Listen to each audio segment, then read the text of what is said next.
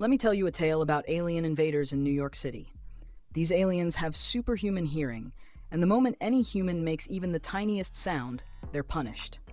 Now the city's residents must figure out how to survive this terrifying situation. At the start of the story, we meet Sam, a girl battling cancer in a New York hospice with little hope of survival. Her only companion is her cat, Prudo.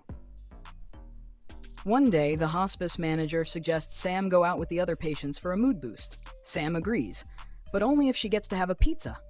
After a while, they board a bus and head to the city. As they cross a bridge, they notice fighter jets soaring above the city. Once they arrive, the group enters a puppet theater, but Sam quickly gets bored and slips out to buy some candy. Just then, several police and military vehicles rush past her. Meanwhile, Ruben, the hospice manager, receives a call warning that the city is in chaos. He tells Sam they need to leave immediately, but Sam, who hasn't had her pizza, protests. Back on the bus, Sam notices everyone staring out the back window at something. Suddenly,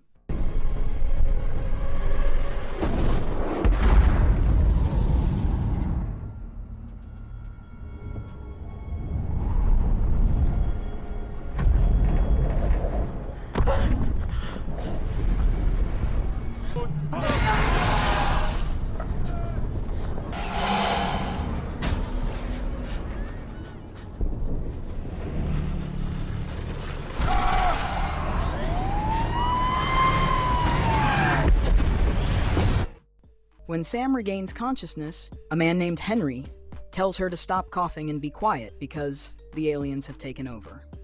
They're blind but have extraordinary hearing. Sam soon learns many people have taken shelter in the theater. She finds Ruben and her cat, Prudo, but suddenly several helicopters fly overhead, warning everyone to remain silent or be killed. As they do, several aliens chase after the helicopters. Prudo bolts in fear, and Sam chases after him. She steps on some glass and freezes. Ruben rushes to her side, but one of the aliens approaches.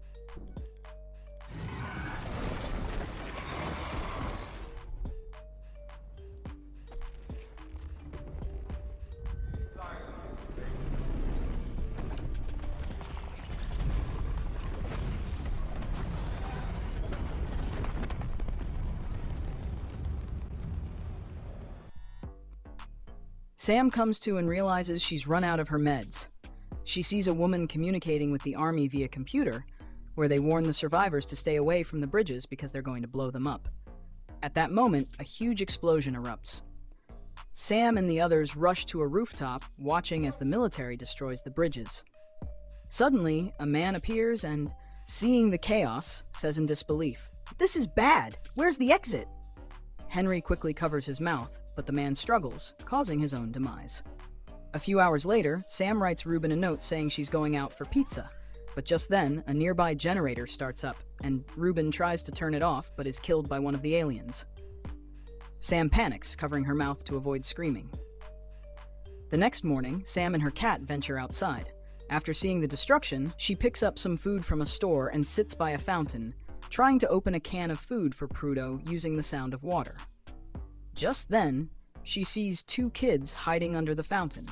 She walks over and gives them a chocolate bar. As she does, military helicopters fly over the city again, announcing that the survivors need to head to the port, since the aliens can't swim.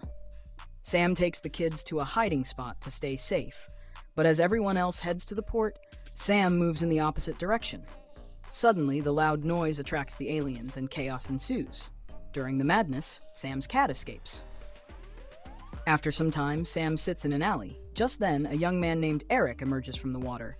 Terrified, he runs after Prudo and eventually finds Sam. Sam tells Eric, "You need to go with the others." But Eric, scared of being alone, pleads not to be abandoned. In the end, Sam takes him to her apartment so they can spend the night. A few hours later, we discover that Eric is from England and studying in New York. When he learns that Sam has a terminal illness and her last wish is to eat a slice of pizza, he promises to help her fulfill this dream. The next morning, they venture back into the streets, only to realize that their movements are attracting the aliens. Nevertheless, they manage to escape and find refuge in a subway station. Inside the subway, as they see the tunnel flooded with water, they suddenly encounter one of the monsters and begin swimming to escape. As the muddy water fills the tunnel, the alien drowns. After some time, Sam and Eric exit the tunnel and find themselves in a church. Here, Eric notices that Sam isn't feeling well and her meds have run out. He asks her the name of her medicine and heads to the pharmacy to find it. Miraculously, he succeeds in his mission. The following day, they head to the city's most famous pizzeria, only to find it burned down. Sam is heartbroken, but Eric cheers her up.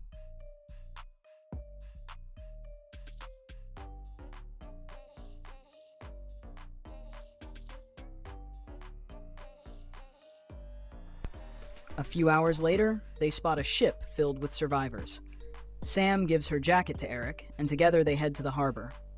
On the way, Sam gives Prudo the cat to Eric and asks him to take the cat away from danger. Eric tries to distract the aliens by making noise and banging on cars, but he struggles due to exhaustion from running. At that moment, Henry, who is on the ship, spots them and asks the authorities to hold the ship. Meanwhile, Eric and Prudo manage to escape the aliens and board the ship. Once aboard, Eric finds a note in the pocket of Sam's jacket. After reading it, he realizes that Sam thanked him and asked him to always take care of her cat. In the final scene, Eric, listening to music, decides to pursue his goal. He makes a lot of noise to attract the aliens, and in the end, his plan works. They are drawn to him.